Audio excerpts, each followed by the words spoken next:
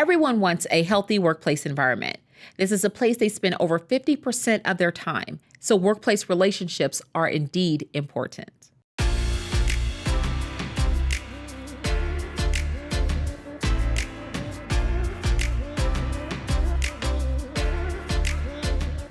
Oftentimes, I'm asked to come into a professional organization and they want me to do some team building.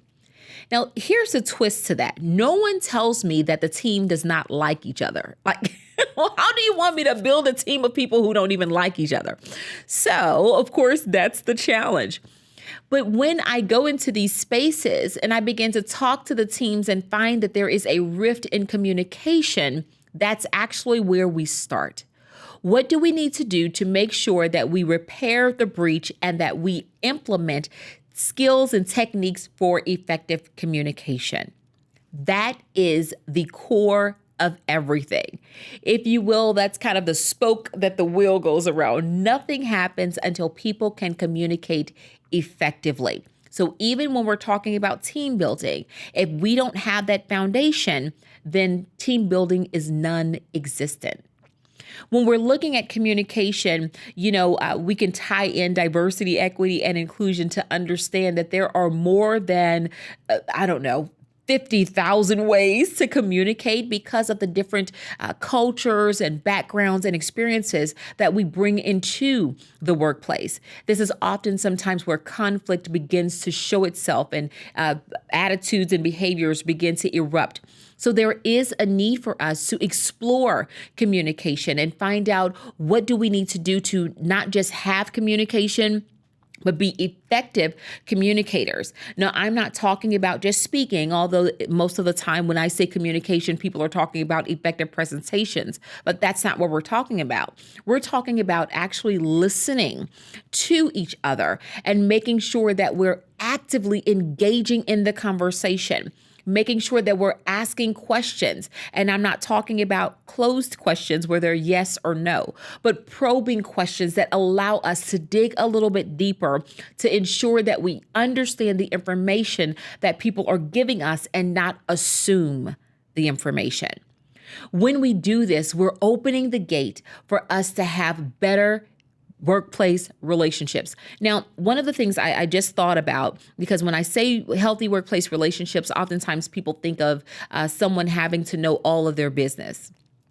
Like every move I make, I don't want people to know, or I keep my personal life out of business. And I get that. I'm not saying that you need to come to work every day and tell people what you do once you leave work. That's not what we're saying. I am saying that it is important that people have a psychologically safe space to be able to communicate to their coworkers. They want to make sure that if they are sharing something with their coworker, that it is confidential. So here's my question to you. If you are a leader, or if you are a coworker, are you a safe place for your coworkers or colleagues? If you're not that safe place, then what do you need to do to make sure that you shift and become that safe place? Now, I've met people who say, well, Kashonna, I just couldn't hold it. I just had to tell someone. Well, if you know that about yourself, then let the person who is confiding in you know that, listen, I am not the best person to talk to about what you're getting ready to talk about. So I'm going to refer you to the person who's next to you, or whatever the case may be. Or let me refer you to our supervisor, or let me refer you to HR because they keep all information confidential. So it is important that you're self-aware, you know about you. When you do that, that actually builds trust with you and your coworker, because if you are kind enough to refer me to someone because you knew that you couldn't keep my information confidential, I trust you. That is something that cannot be replaced. When you have trust in your coworkers, it does something for not only the team, but it also does something for the organization. So communication in that vein is definitely important. How you handle conflict is important. Oftentimes we think that all conflict has to be resolved, but that's not necessarily the case. There is conflict that must be managed. Why is that so important to understand? Because not all the time can you change someone by what you share with them. You can only change you. You are responsible for you. That means that you have got to make sure you understand the best way to manage any conflict situation that comes your way. Now, there are 5 different types of conflict styles, which play a huge part in how you communicate to the person that's next to you or that's across the screen from you. So, knowing your conflict style and being able to interpret their conflict style as well will help you to navigate the relationship. Conflict is inevitable. It is going to happen. So what you do to navigate that is going to be totally up to you. Don't leave it as the responsibility of the next person. No, it's you. You make the decision on how the situation is going to land or how you want to operate in the situation, how you're going to behave in the situation. So conflict management and resolution is another team building skill that must be had. Also, emotional intelligence. And I know we talk a lot about EQ and EI as they are affectionately known as, but I want you to understand that managing your emotions is a key part to building any team any team or any workplace relationship. So when we're talking about emotional intelligence, again, it is not the absence of your emotions. It is the control of your emotion. And I talk about that in another podcast, so make sure that you you take time to check it out. But I really want to tap into making sure that you understand that I am not telling you not to feel or not to emote. That's not what I'm saying. What I am saying is make sure that you understand how to and when to, and in some cases, who to.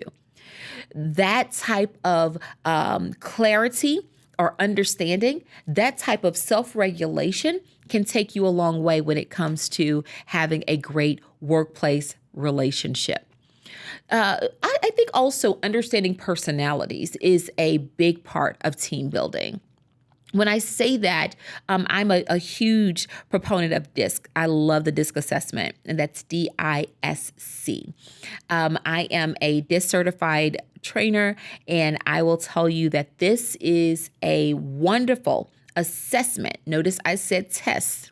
Notice I didn't say test because I don't want you thinking that it's a right and a wrong way to have a personality. That's not what I'm saying.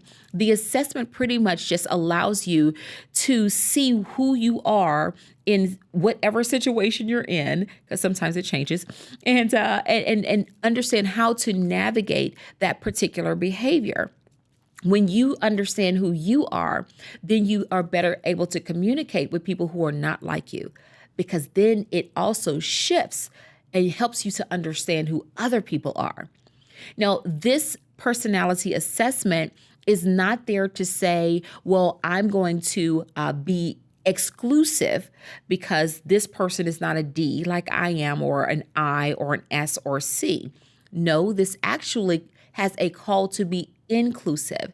There's a call there to say, hey, you're not like me, or your personality is not like mine. So let me see what I can do to ensure that we can find some commonality and we can get the job done. We can get this mission accomplished. When we do that, we can work better in our teams and we can get better outcomes. The last thing I want to share with you about team building is it's important that you know the mission, the vision of the organization. When you don't know the mission, vision, or even goals of the organization, then you are just there, and most of the time just there to collect a check. I know people say that all the time. Well, Kashonna, I'm not here to make friends. I'm here to just, I'm just here to collect a check. Like, okay, well, and one activity that I really instruct people to do is write down the number 168. When you write down 168, you will find that there are 168 hours in a week. If you look at how many hours you spend in the workplace, you will see that you spend over 50% of your time in the workplace. What does that say to me? It says that we must stop and we must understand that the place that we're giving the most of our time to requires us to be intentional about the relationships in which we give it to. We can't just say, oh, well, I don't care, or I'm just here for the check. No, you're there for more than the check. You're there to give your time and your attention to the people who are around you. When we understand that our teams are important, we understand also that the culture of our organizations become important as well. Yes, you are contributing to the culture of your organization. And if you are disengaged, then the whole organization and the people around you become disengaged as well. And unfortunately, that does a disservice to the actual goal or the service or product that the organization or company is trying to provide. So when you are building a team, make sure that you really focus in on how you're communicating within that team. Make sure that you're looking at conflict management and resolution, understanding that not all conflict can be resolved. Some conflict must be managed. Make sure that you understand the power of emotional intelligence. Again, it is not the absence of your emotions, but it is more so the control of your emotion. Make sure that you're taking time to get to know and build really good relationships with the people who are not just on side of you, but the people who you have an opportunity to connect with over the screen day to day, moment by moment.